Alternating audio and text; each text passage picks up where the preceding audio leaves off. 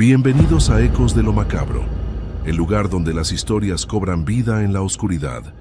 Esta noche te invitamos a adentrarte en un nuevo relato de terror que pondrá a prueba tus nervios. Antes de comenzar, recuerda suscribirte y dejar tu comentario. Más del 80% de quienes escuchan estos relatos aún no están suscritos. Te pedimos de favor que lo hagas. Recuerda que es completamente gratis y nos ayudas enormemente a seguir trayendo más historias. Sin más que decir, apaga la luz, sube el volumen y comencemos. Antes de comenzar, debo advertirte algo importante. No siempre conocemos las verdaderas intenciones de quienes llamamos amigos. Hay personas que sonríen frente a ti mientras trabajan en tu contra, que entran a tu casa con abrazos, pero cargan bolsas llenas de maldad. Esta es la historia de cómo descubrí que la envidia puede disfrazarse de cariño y que hay fuerzas oscuras que no entendemos hasta que nos tocan de cerca. Lo que vas a escuchar es real. Me pasó a mí. Y si estás escuchando esto, tal vez sea porque algo en tu vida no anda bien y buscas respuestas. O tal vez, como yo antes, piensas que estas cosas no existen. Ojalá tengas razón. Pero si algo de lo que cuento te suena familiar, si reconoces las señales que yo ignoré, por favor, no cometas mis errores, porque cuando te das cuenta a veces ya es demasiado tarde. Mi nombre es Ana Canales, y lo que voy a contarte casi me cuesta la vida, casi me cuesta a mi esposo. Y durante mucho tiempo, pensé que me costaría mi cordura. Vivíamos en Morelos, Santiago y yo. Teníamos una vida que muchos considerarían bendecida. Yo daba clases de inglés en una escuela privada, un trabajo que amaba y que me permitía estar cerca de mis hijos. Santiago había sido militar, un hombre fuerte y disciplinado, aunque una lesión en la espalda lo había obligado a retirarse joven. Aún así, nos las arreglábamos bien. Teníamos nuestra casa, nuestros niños estaban sanos y pensábamos que teníamos amigos de verdad. Esos amigos eran Lucy y Paul. Los conocíamos desde hacía más de 10 años. Nuestros hijos jugaban juntos. Celebrábamos cumpleaños, navidades, fiestas patrias. Ellos eran como familia. De hecho, mis niños les decían tíos. Yo confiaba en Lucy, como en pocas personas. Era amable, siempre dispuesta a ayudar, siempre con una sonrisa. Cuando necesitaba algo, ahí estaba ella. Cuando mis hijos necesitaban que alguien los recogiera de la escuela, Lucy se ofrecía sin que yo le pidiera. ¿Cómo iba a imaginar lo que venía? Pero hubo alguien que sí lo vio desde el principio. Mi suegra, Carla. Ella nunca confió en Lucy. Desde el primer día, algo en esa mujer le producía desconfianza. Me lo decía seguido. Ana, esa mujer no me da buena espina, algo tiene, algo esconde. Yo no le hacía caso. Pensaba que eran cosas de suegras, ya sabes, esas rivalidades inexplicables entre mujeres. Además, Lucy siempre fue perfecta conmigo. ¿Por qué iba a dudar? Ahora sé que debí escuchar a Carla desde el principio. Todo empezó de manera sutil. Tan sutil que no me di cuenta hasta que ya era tarde. Lucy y Paul viajaban mucho a Veracruz.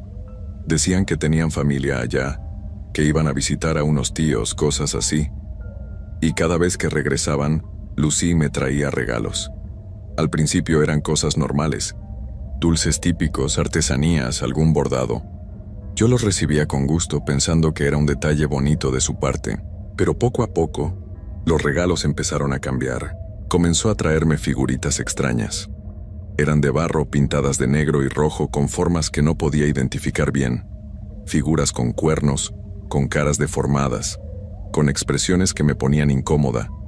Cuando le preguntaba qué eran, ella se reía y me decía que eran artesanías típicas de allá, que los artesanos locales las hacían así, que era arte popular. Son para decoración, Ana. Le dan un toque exótico a la casa. Yo las ponía en algún estante, sin pensarlo mucho. Después empezó a traer botellas de vidrio con líquidos turbios adentro, con hierbas flotando, con cosas que no podía distinguir. Decía que eran remedios naturales, cosas para la buena suerte, para proteger la casa. Esto lo venden los curanderos de allá. Es muy poderoso, te van a ayudar con la energía de tu hogar. También traía piedras negras, grises, algunas con símbolos tallados que parecían letras pero no lo eran. Decía que eran para la prosperidad, para alejar lo malo. Yo las aceptaba porque no quería ser grosera, porque era mi amiga, porque confiaba en ella. Qué tonta fui. Las ponía por toda la casa, en la sala, en el comedor, en las recámaras. Incluso dejé que pusiera algunas en el jardín, enterradas junto a las plantas, porque según ella, eso haría que florecieran mejor. Y efectivamente algo empezó a florecer. Pero no eran las plantas, era nuestra desgracia. Los primeros síntomas fueron en Santiago. Empezó a quejarse más de su espalda. Los dolores que antes eran manejables se volvieron insoportables. Fuimos al doctor. Le hicieron estudios. Dijeron que era desgaste en la zona lumbar, algo normal para alguien con su historial. Le recetaron medicamentos fuertes, calmantes que lo dejaban como zombi la mayor parte del día. Mi esposo, ese hombre que había sido tan activo, tan fuerte, empezó a pasar los días en la cama o en el sillón, sedado, con la mirada perdida. Ya no jugaba con los niños. Apenas comía. Solo dormía y se quejaba del dolor. Y yo trabajaba. Tenía que trabajar porque alguien tenía que mantener la casa ahora que Santiago no podía. Salía temprano, regresaba tarde, y durante todo ese tiempo, ¿adivinas quién se ofrecía a cuidar de él? Lucy. No te preocupes, Ana, yo me quedo con Santiago. Le preparo su comida, le doy sus medicinas. Tú atiende tus clases tranquila. Yo se lo agradecía con el alma. Pensaba que era un ángel caído del cielo, una amiga de verdad. No sabía que estaba envenenando a mi esposo cada día, porque la comida que Lucy le preparaba no era normal. Ella le ponía cosas, hierbas, polvos, cosas que había traído de sus viajes, cosas que hacían que el daño se fuera metiendo más profundo en su cuerpo, día tras día, plato tras plato. Santiago empeoraba. Los doctores no entendían por qué. Los medicamentos ya no le hacían efecto. Empezó a bajar de peso de forma alarmante. Su piel se puso gris. Sus ojos se hundieron. Parecía un hombre de 80 años cuando apenas tenía 42. Yo lloraba todas las noches. Pensaba que iba a quedar viuda, que mis hijos iban a crecer sin padre. Y lo peor es que no entendía qué estaba pasando. La casa también cambió. Aunque la limpiaba todos los días, aunque trapeaba y sacudía y abría las ventanas, siempre había un olor feo, como a humedad y a algo más, algo podrido, algo que no podía identificar pero que me revolvía el estómago. El ambiente se sentía pesado, denso, como si el aire mismo pesara. Mis hijos empezaron a tener pesadillas. Yo también. Soñaba con sombras, con figuras que se movían en las esquinas de las habitaciones. Me despertaba con el corazón acelerado, empapada en sudor, sintiendo que algo me observaba desde la oscuridad, pero seguía sin entender. Seguía confiando en Lucy, hasta aquella madrugada. Fue una madrugada de marzo. Recuerdo la fecha exacta porque fue el día que pensé que Santiago se me iba a morir en los brazos. Eran como las 3 de la mañana cuando me desperté con sus gritos. Bueno, no eran gritos realmente. Eran sonidos ahogados, desesperados. Me senté de golpe en la cama y lo vi. Estaba sentado, agarrándose el cuello con las 2 manos, tratando de respirar. Sus ojos estaban desorbitados, llenos de pánico. Hacía unos ruidos horribles, como si se estuviera asfixiando. Santiago, ¿qué te pasa? No podía responder. Solo me miraba con esos ojos llenos de terror mientras seguía ahogándose. Yo entré en pánico total. No sabía qué hacer. Debía haber llamado a la ambulancia inmediatamente, pero mi cabeza no funcionaba bien. Solo pensé en una cosa: llamar a Lucy. Ahora me doy cuenta de lo absurdo que fue. ¿Por qué llamar a una amiga antes que a los servicios de emergencia? Pero así estaba de metida en su juego. Así de ciega estaba. Marqué su número con las manos temblando. Contestó al segundo timbre, como si hubiera estado despierta, como si hubiera estado esperando mi llamada. Lucy, Santiago se está ahogando. No puede respirar, ven, por favor, ven. Ya vamos para allá. Colgó sin hacer más preguntas, sin sonar sorprendida, sin sonar preocupada siquiera. Llegaron en menos de 10 minutos. Lucy y Paul. Cuando abrí la puerta, los dos tenían una expresión que no puedo explicar. No era preocupación, no era alarma, era algo más, algo frío. casi como curiosidad, como si vinieran a ver el resultado de un experimento. Subieron a la recámara donde Santiago seguía luchando por respirar. Yo estaba llorando, histérica, agarrando a mi esposo, rogándole que resistiera. Y ellos dos se quedaron ahí parados, viéndonos. Con esa calma escalofriante, fue Paul quien finalmente sacó su teléfono. «Voy a llamar a la ambulancia». ¿Por qué tardó tanto? ¿Por qué esperó? Esa pregunta me persiguió después. La ambulancia llegó y se llevó a Santiago.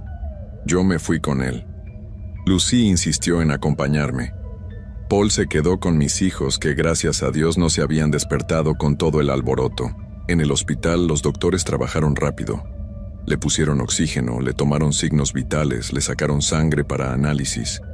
Yo estaba en la sala de espera, destrozada, y Lucy estaba a mi lado, agarrándome la mano. «Tranquila, Ana, va a estar bien. Ya verás que va a estar bien». Lo decía con esa voz suave que siempre usaba. Esa voz que yo pensaba que era cariñosa. Pero ahora, recordándola, era otra cosa. Era la voz de alguien que sabe exactamente lo que va a pasar. Cuando el doctor salió, su cara era seria. «Señora Canales, su esposo está estable por ahora, pero encontramos algo preocupante en los análisis de sangre». «¿Qué cosa?» «Hay rastros de una sustancia tóxica en su sistema. Una planta. No es común, pero es altamente venenosa. Ataca el sistema digestivo y respiratorio. ¿Su esposo ha consumido algún té o remedio herbal recientemente?» Me quedé paralizada. ¿Una planta tóxica? ¿Cómo? Lucy seguía a mi lado sin moverse, sin decir nada. Su mano apretó la mía un poco más fuerte. «No, doctor. Él solo come lo que yo le preparo. Y a veces mi amiga le hace de comer cuando yo trabajo». El doctor me miró fijamente. Pues esa sustancia no llegó ahí sola. Alguien se la dio, ya sea por error o de otra manera. Sentí que el piso se movía bajo mis pies. Volteé a ver a Lucy. Ella me devolvió la mirada con esos ojos que ahora me parecían diferentes. Más oscuros, más vacíos. Qué raro, ¿verdad, Ana? ¿Quién haría algo así? No supe qué responder. En ese momento mi mente todavía no lo procesaba. Todavía no podía creer lo que ahora parece tan obvio. Llamé a mi suegra. Carla llegó al hospital como un huracán. Entró a la sala de espera. Me vio a Lucy, y su expresión se endureció inmediatamente. «¿Qué hace ella aquí?»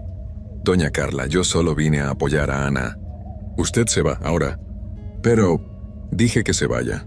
El tono de Carla no admitía discusión. Lucy me miró esperando que yo la defendiera. Pero algo en mi interior, algo que había estado dormido, empezó a despertar. No dije nada.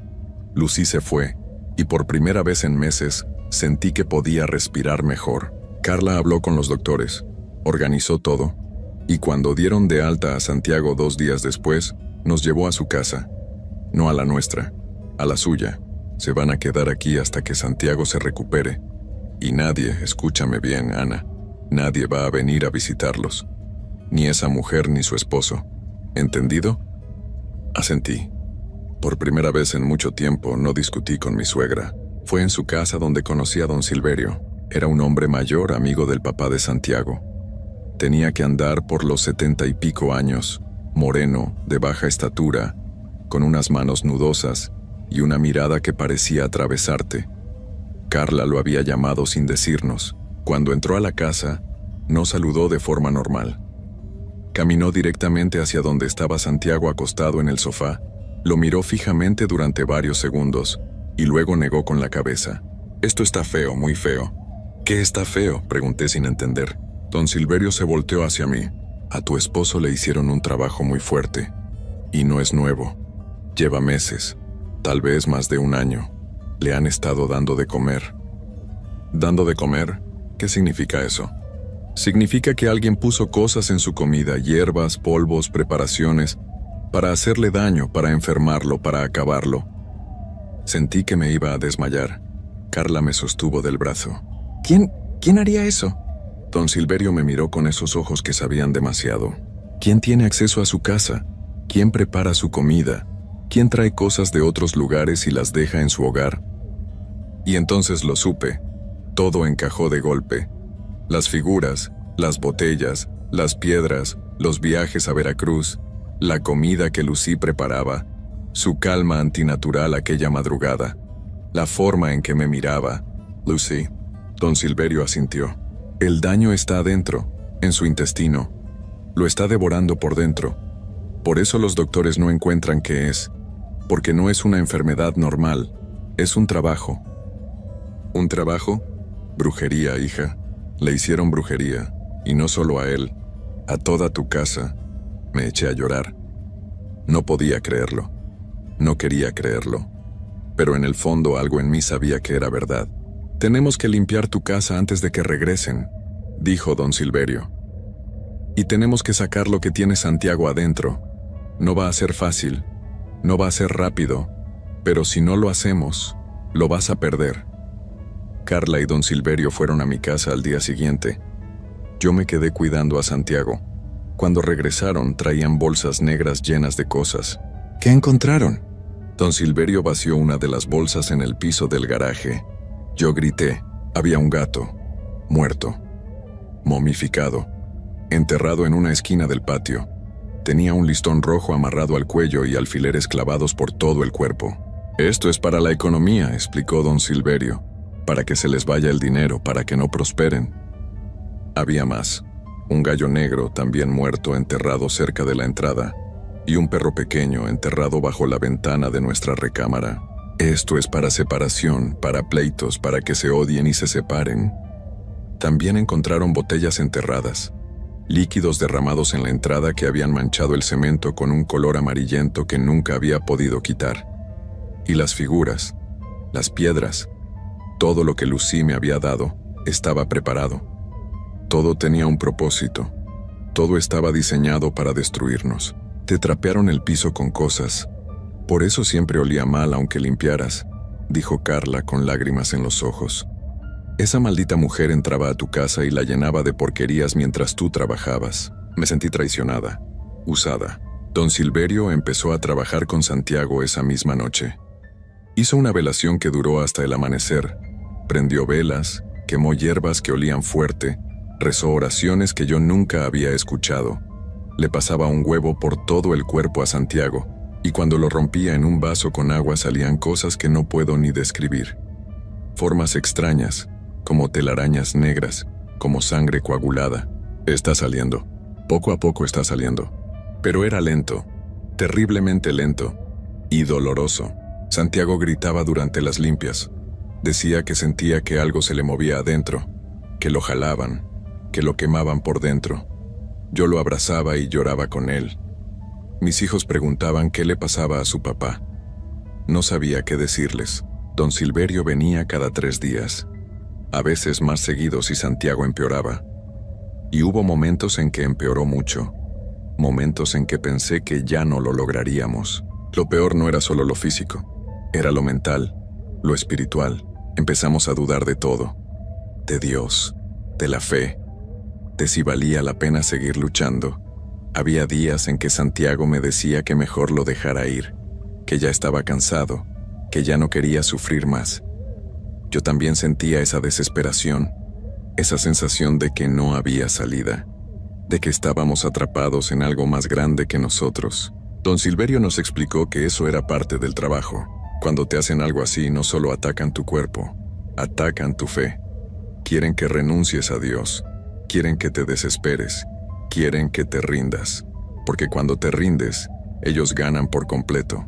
¿Por qué nos hicieron esto?, le pregunté una noche después de una limpia especialmente dura. ¿Qué les hicimos? Lucy era mi amiga, yo la quería, le abrí mi casa, confié en ella. Don Silverio me miró con tristeza. A veces no tiene que ver con lo que les hiciste, tiene que ver con lo que tienes, con lo que ellos quieren y no tienen. Envidia, hija. La envidia es el peor de los venenos. Ustedes tenían una familia bonita, una casa, estaban bien, y ella no soportaba verlos así. Quería lo que tú tenías, y si no podía tenerlo, entonces te lo iba a quitar. Pero éramos amigos, 10 años. Los peores enemigos son los que están más cerca, los que conocen tu vida, los que saben dónde duele más. Pasaron semanas, luego meses, La recuperación de Santiago era de 2 pasos adelante y 1 atrás. Había días buenos y días terribles. Don Silverio decía que el trabajo que le habían hecho era muy fuerte, muy elaborado, que había sido caro, que quien lo había hecho sabía lo que hacía. Fueron a Veracruz específicamente para esto. Ahí hay gente que se dedica a estas cosas, gente que cobra mucho dinero por hacer daño, y ellos pagaron bien. En mi casa cosas extrañas seguían pasando incluso después de la limpieza. Las imágenes religiosas que teníamos se caían, se rompían. Un crucifijo que había estado colgado en la pared durante años se cayó y se partió en 3 pedazos. Una virgen de cerámica que me había regalado mi mamá apareció quebrada en el piso sin que nadie la hubiera tocado. Carla decía que era buena señal. Las imágenes están absorbiendo lo que queda del daño.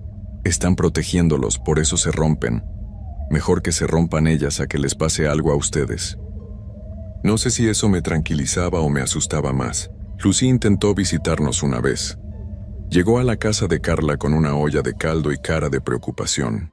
«Doña Carla, vengo a ver cómo está Santiago. Ana no me contesta el teléfono, estoy muy preocupada». Mi suegra la recibió en la puerta. No la dejó entrar. «Santiago está bien. Ya no necesitamos tus cuidados, gracias. Pero puedo verlo. Somos amigos. Solo quiero saber que está bien». «Ya te dije que está bien, ahora vete». Lucy insistió. Trató de asomarse, pero Carla cerró la puerta en su cara. La vi desde la ventana. Se quedó parada ahí afuera durante varios minutos, con su olla de caldo, mirando hacia la casa. Y su expresión no era de preocupación, era de coraje, de frustración, como si su plan no hubiera funcionado. Después de eso no volvió. Pero don Silverio nos dijo que no se habían rendido. Ellos van a seguir intentando. Van a seguir yendo a Veracruz. Van a seguir haciendo trabajos, no paran así como así. Y tenía razón. Carla nos contó después que había visto a Lucy y a Paul salir en su camioneta varias veces más, con rumbo a la carretera. Viajes de fin de semana, viajes rápidos, regresando siempre con bolsas y paquetes. Pero entonces algo pasó. De repente los viajes se detuvieron. Lucy y Paul dejaron de salir. Dejaron de intentar contactarnos. Fue como si desaparecieran. Pasaron varios meses. Santiago finalmente empezó a mejorar de verdad. Pudo levantarse. Pudo caminar un poco. Recuperó el apetito. Los dolores disminuyeron. Don Silverio dijo que lo habíamos logrado, que Santiago se iba a recuperar, aunque no por completo.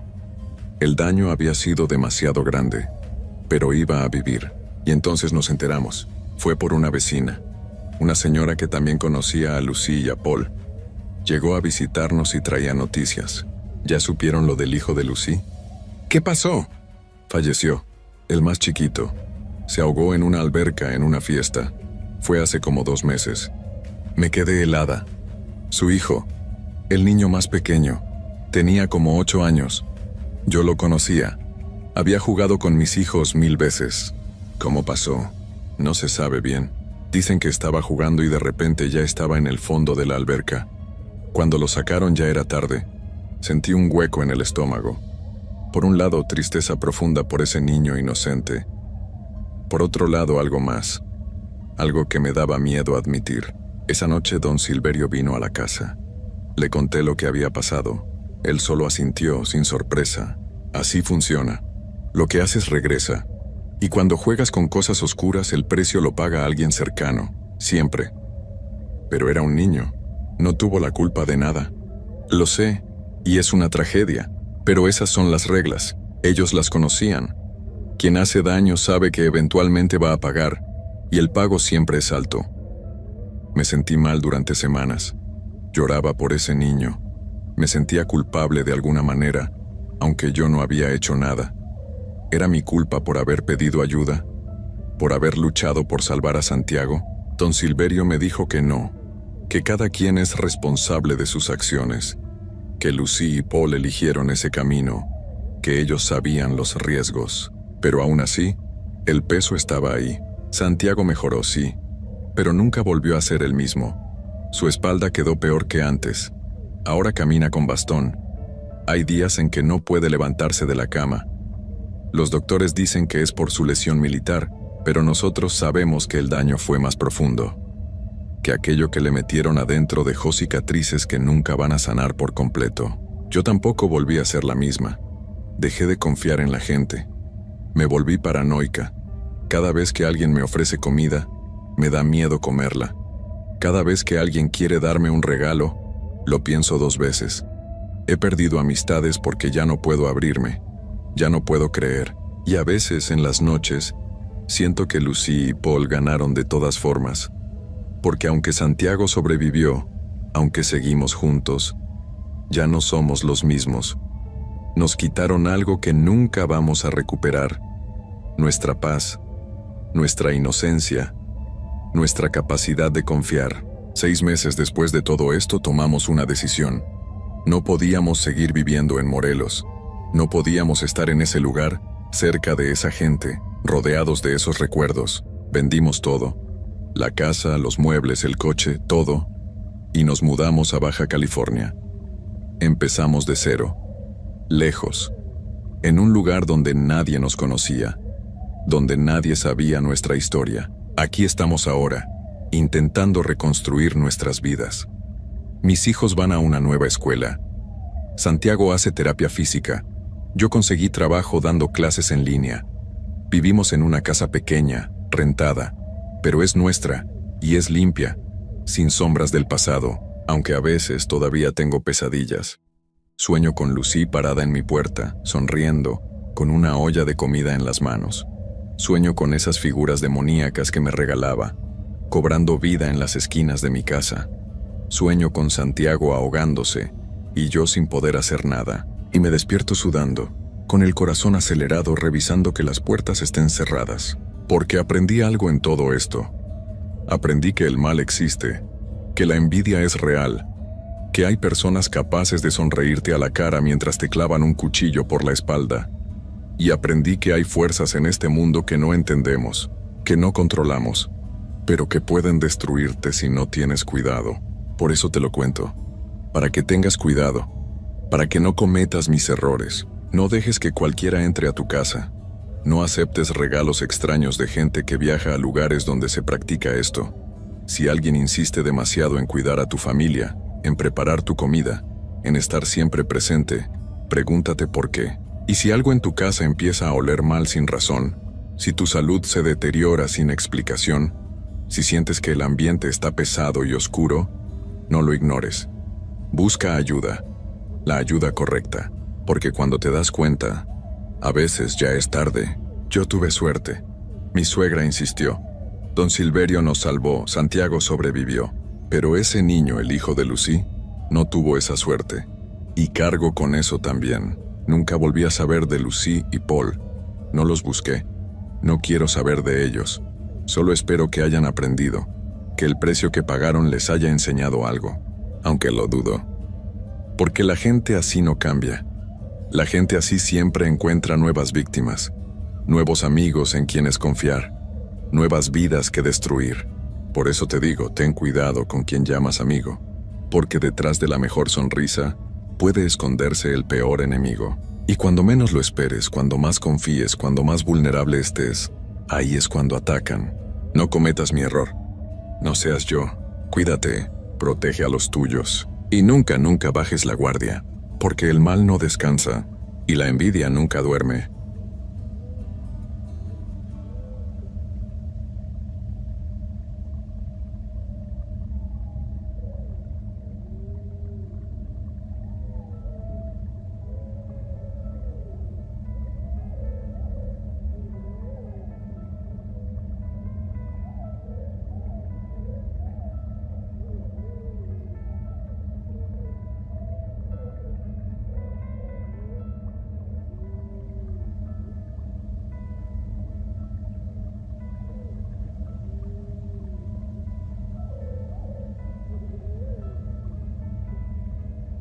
Antes de comenzar, debo advertirte algo. Lo que estás a punto de escuchar no es un simple relato, es mi confesión. Una verdad que he cargado durante años y que ahora necesito sacar de mi pecho.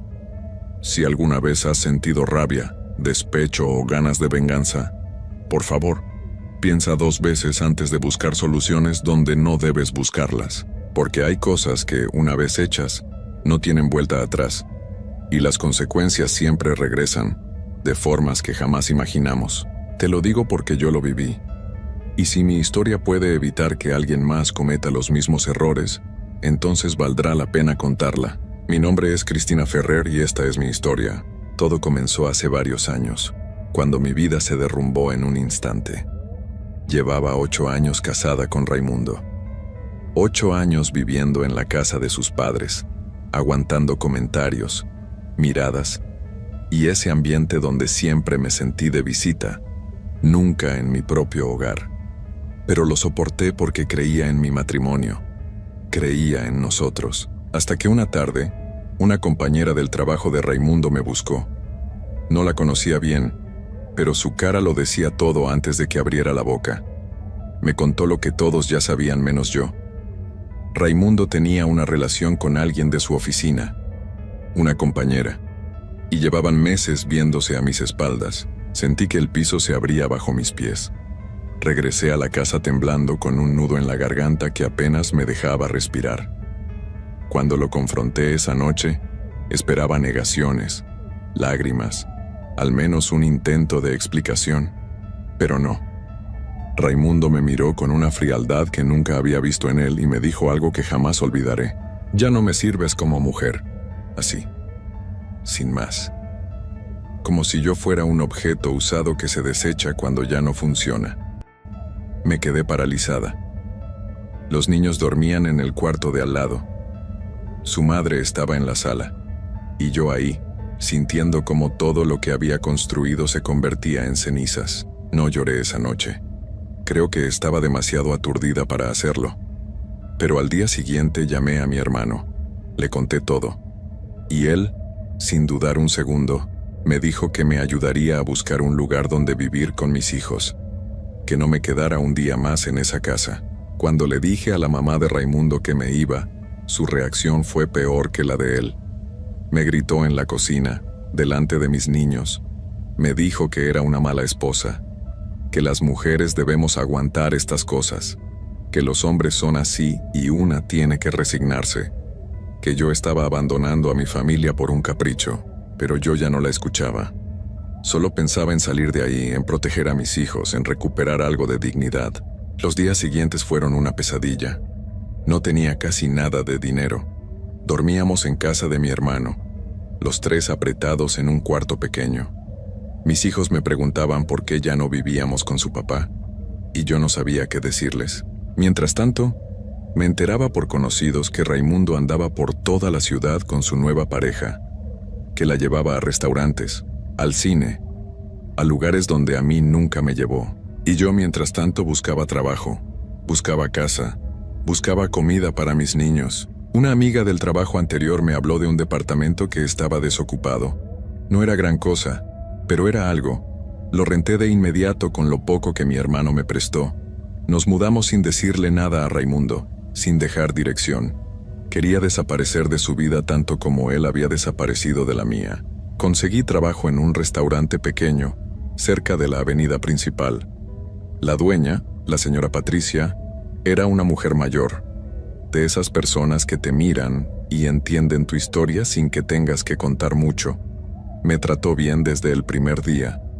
Me dio turnos que me permitían estar con mis hijos por las tardes. Me adelantaba algo del sueldo cuando lo necesitaba. Poco a poco, empezamos a acomodarnos. Los niños entraron a la escuela. Yo trabajaba duro, pero al menos dormía tranquila sabiendo que nadie me iba a faltar al respeto en mi propia casa. Todo parecía estar mejorando, hasta que una tarde mientras atendía las mesas los vi entrar. Raimundo y ella caminaban tomados de la mano riendo, como si nada, como si yo no existiera, como si mis hijos no existieran. Se sentaron en una mesa cerca de la ventana, y cuando me acerqué a tomar su orden sentí que la sangre me hervía en las venas. Raimundo ni siquiera me miró a los ojos. Solo pidió su comida como si yo fuera cualquier mesera, como si no fuéramos nada. No pude atenderlos. Me di la vuelta y me fui directo a la cocina. La señora Patricia me encontró ahí, temblando, aguantando las lágrimas de rabia. «¿Qué pasó, mija?», me preguntó. y yo solo pude señalar hacia la mesa. Ella asomó la cabeza, entendió de inmediato y me dijo que me fuera a descansar, que ella se encargaría, pero no me fui a descansar. Esa tarde, cuando terminó mi turno, la señora Patricia me dijo que me subiera a su camioneta, que conocía a alguien que podía ayudarme, que no me preocupara. Yo no pregunté mucho, solo subí. Manejamos por casi 1 hora, saliendo de la ciudad, hasta llegar a un lugar alejado. Una casa vieja, rodeada de árboles secos y tierra polvosa. No había más casas alrededor, solo esa. La señora Patricia tocó la puerta, y cuando se abrió apareció una anciana, pequeña, encorvada, con ojos que parecían ver más allá de lo que uno mostraba, y en ese momento supe exactamente a dónde me había llevado, pero ya era demasiado tarde para arrepentirme. La anciana nos hizo pasar sin decir palabra. La casa olía raro. No era un olor fuerte, pero sí extraño, como a hierbas viejas, tierra mojada y algo más que no podía identificar. Las paredes estaban llenas de cosas colgadas, ramilletes de plantas secas, listones rojos, imágenes de santos que no reconocía. Nos sentamos en una mesa de madera oscura, gastada por los años. La anciana se sentó frente a mí y me miró fijamente. No dijo nada por varios segundos. Solo me observaba, como si estuviera leyendo algo en mi rostro. Finalmente habló. «Vienes por un hombre». No era una pregunta, era una afirmación. Yo asentí sin saber muy bien qué decir. «Te hizo daño, te dejó y ahora está con otra». Volví a asentir. Sentía un nudo en la garganta. La anciana sonrió. Pero no era una sonrisa amable. Era una sonrisa que me puso la piel de gallina. «Puedo ayudarte», dijo. «Pero tienes que estar segura. Una vez que se hace no se puede deshacer, ¿entiendes?» Yo miré a la señora Patricia. Ella asintió levemente como dándome permiso para continuar. Y entonces, sin pensarlo demasiado, sin medir las consecuencias, dije que sí. Dije que sí porque estaba cansada. Cansada de llorar. Cansada de sentirme humillada. Cansada de ver cómo Raimundo seguía con su vida mientras yo apenas podía mantener a mis hijos. Quería que sintiera algo, aunque fuera un poco del dolor que me había causado. La anciana asintió despacio y me dio instrucciones. Necesitaba llevarle algo mío, algo íntimo. Me dijo exactamente qué, y aunque me dio vergüenza, acepté. «Mañana lo traes», me dijo, «y yo haré lo necesario». Esa noche no dormí. Daba vueltas en la cama pensando en lo que estaba haciendo. Una parte de mí quería echarse atrás, pero la otra parte, la que ardía de rabia, me decía que siguiera adelante. Al día siguiente, regresé sola a aquella casa. Llevaba lo que me había pedido en una bolsa de plástico. Me temblaban las manos al entregársela. La anciana la tomó sin asco, sin expresión alguna. Me dijo que regresara en 2 días. Esos 2 días fueron eternos. No podía dejar de pensar en lo que había hecho, en lo que estaba por venir. Me sentía nerviosa, asustada, pero también extrañamente aliviada, como si finalmente estuviera haciendo algo. Cuando volví, la anciana me esperaba con un frasco. Era un frasco de vidrio oscuro cerrado con una tapa negra, y envuelto en un trapo rojo, me entregó algo más.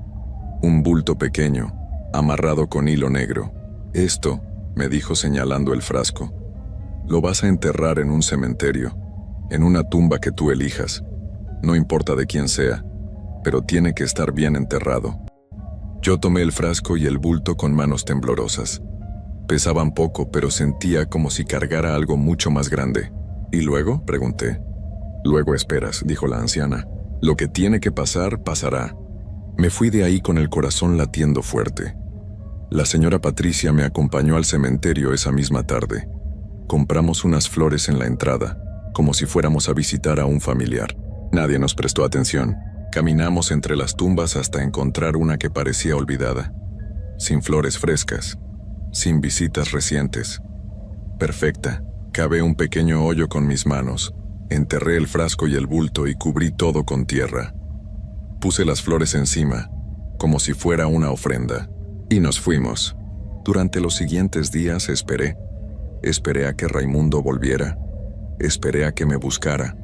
Esperé a que dejara a esa mujer y me pidiera perdón. Pero no pasó nada de eso. Lo que sí pasó fue algo diferente. Me enteré por una conocida que Raimundo y su nueva pareja Se habían ido a vivir juntos, que habían rentado un lugar y que, según decían, las cosas no iban bien entre ellos, que peleaban mucho, que algo andaba mal. Yo no sabía si era por lo que había hecho o solo coincidencia, pero algo dentro de mí se sentía satisfecho, hasta que un día, mis hijos llegaron de visitar a su papá. Raimundo había empezado a verlos de nuevo, cada 15 días, como establecía el acuerdo, pero esa tarde mis niños llegaron raros, callados, con caras de disgusto. Les pregunté qué había pasado, y mi hijo mayor me miró con los ojos llenos de confusión. «Mamá, mi papá huele muy feo». Me quedé helada. «¿Qué?», pregunté. «Sí», dijo mi hija menor. «Huele horrible, como a cosas podridas». No quisimos acercarnos mucho a él. Sentí un escalofrío recorrer mi espalda. Les pregunté si estaban seguros, si no era solo que no se había bañado. Pero ellos insistieron. Dijeron que era un olor que no se iba, que llenaba toda la casa, que hasta la señora con la que vivía se quejaba. Desde ese día, mis hijos empezaron a negarse a ir con su papá. Decían que no soportaban estar cerca de él, que el olor era insoportable. Raimundo los llamaba, les mandaba mensajes, pero ellos lo ignoraban. Y cuando les preguntaba por qué, siempre decían lo mismo: «Papá apesta». Yo no sabía qué pensar. Al principio creí que era cosa de niños, que estaban enojados con él y lo decían para lastimarlo, pero ellos lo decían con tanta convicción, con tanto asco, que empecé a creer que era real. Y entonces recordé las palabras de la anciana: «Lo que tiene que pasar, pasará». Volví a buscarla. Fui sola, sin decirle a nadie. Necesitaba saber qué había hecho. Necesitaba entender. Cuando llegué a la casa, la anciana me recibió como si me estuviera esperando. Me hizo sentar y me miró con esos ojos que parecían saberlo todo. «¿Qué hiciste?», le pregunté. «¿Qué le hiciste a Raimundo?». Ella sonrió de nuevo, esa sonrisa que me helaba la sangre. «Yo no le hice nada», dijo. «Tú lo hiciste. Tú trajiste lo que había dentro de ti, tu rabia, tu despecho, tu deseo de que sufriera, y ahora eso vive en él». «Pero mis hijos», empecé a decir. «La porquería se revuelve», me interrumpió. «Lo que echaste en esa tumba era tuyo, era de él, y ahora está mezclado con algo más, algo que no se puede limpiar fácilmente». «¿Cómo lo detengo?», le pregunté sintiendo el pánico crecer. «No se detiene», dijo simplemente. «Se vive con ello». Salí de ahí más asustada que nunca. Y desde ese día todo empeoró. Las semanas siguientes fueron una pesadilla que no puedo explicar con palabras. Raimundo empezó a llamarme desesperado. Me decía que algo andaba mal con él, que no entendía qué pasaba, que había ido con doctores, que se bañaba 3, 4 veces al día, pero que nada funcionaba, que la gente se alejaba de él en la calle, que en su trabajo lo habían mandado a casa, que su pareja lo había dejado porque no soportaba estar cerca de él, y lo peor de todo, que nuestros hijos lo rechazaban. Al principio no sentí pena por él. Pensé que se lo merecía, que era justo que sufriera un poco después de todo lo que me había hecho pasar. Pero luego empecé a ver el efecto en mis niños. Tenían pesadillas. Se despertaban llorando en medio de la noche diciendo que veían cosas, sombras, figuras que se movían en las esquinas de su cuarto. Decían que olían ese olor horrible incluso cuando su papá no estaba cerca, como si lo siguiera. Mi hija dejó de comer bien. Mi hijo mayor empezó a portarse diferente, más agresivo, más callado, como si algo lo estuviera consumiendo por dentro. Volví con la anciana, esta vez casi corriendo. Le rogué que deshiciera lo que había hecho. Le dije que pagaría lo que fuera necesario, que mis hijos estaban sufriendo, pero cuando llegué a la casa todo estaba cerrado. Las ventanas, la puerta. Toqué y toqué, pero nadie respondió. Grité su nombre aunque ni siquiera lo sabía realmente. Nada. Pregunté a la gente del pueblo cercano. Nadie sabía de quién hablaba. Algunos me miraban raro cuando describía la casa. Uno me dijo que ahí no vivía nadie desde hacía años, que esa casa estaba abandonada, pero yo había estado ahí. Había hablado con ella. Le había entregado mis cosas. ¿Esto era real o no? Empecé a dudar de todo, de mi memoria, de lo que había hecho. Pero el frasco, el bulto, el cementerio, Todo eso había sido real. La señora Patricia había estado conmigo. Cuando le pregunté a ella, se puso pálida. Me dijo que mejor olvidara todo eso, que no volviera a buscar a esa mujer, que lo que estaba hecho, y que rogar solo empeoraría las cosas. Pero ya no podía seguir así. Raimundo había perdido su trabajo. Vivía solo en un cuarto pequeño. Nadie quería estar cerca de él. Y mis hijos lo estaban pasando mal de una forma que no entendía. Decidí volver al cementerio. Sola. De noche. Pensé que si desenterraba el frasco y el bulto, tal vez podría terminar con esto. Tal vez podría arreglarlo. Llevé una linterna y una pala pequeña. Encontré la tumba donde lo había enterrado. Empecé a cavar. Cavé y cavé en la oscuridad, con el corazón latiéndome tan fuerte que sentía que se me iba a salir del pecho. Pero no había nada. Nada. Cavé más profundo. Revisé alrededor. Busqué en las tumbas cercanas pensando que me había equivocado de lugar. Pero no. Era ahí. Estaba segura. El frasco había desaparecido. El bulto también. Y entonces lo sentí. Ese olor. El mismo que mis hijos describían. El mismo que perseguía a Raimundo. Estaba ahí. En el cementerio. A mi alrededor. Cada vez más fuerte. Me di vuelta y no vi nada. Pero lo sentía. Como si algo estuviera parado justo detrás de mí, respirando en mi nuca. Corrí. Corrí como nunca en mi vida. Dejé la pala. Dejé la linterna. Solo corrí hasta salir de ese lugar. Cuando llegué a mi casa, me encerré. Me bañé. Me tallé la piel hasta que me dolió. Pero el olor seguía ahí. En mi ropa. En mi pelo. En mis manos. Mis hijos me miraron raro cuando entré a su cuarto para darles un beso de buenas noches. Mi hija se tapó la nariz. Mamá, me dijo, tú también hueles feo. Sentí que el mundo se me venía encima. Desde esa noche todo cambió. El olor no se fue. Lo llevo conmigo a todos lados. La gente se aleja de mí en la calle. Perdí mi trabajo en el restaurante. Mis hijos ahora viven con mi hermano porque no soportan estar cerca de mí. Raimundo y yo nos vemos a veces. De lejos, desde lados opuestos de la calle, porque cuando nos acercamos, el olor se vuelve insoportable, como si algo se alimentara de nuestra cercanía. He buscado ayuda, he ido con doctores, con sacerdotes, con otras personas que dicen saber de estas cosas, pero nadie puede hacer nada.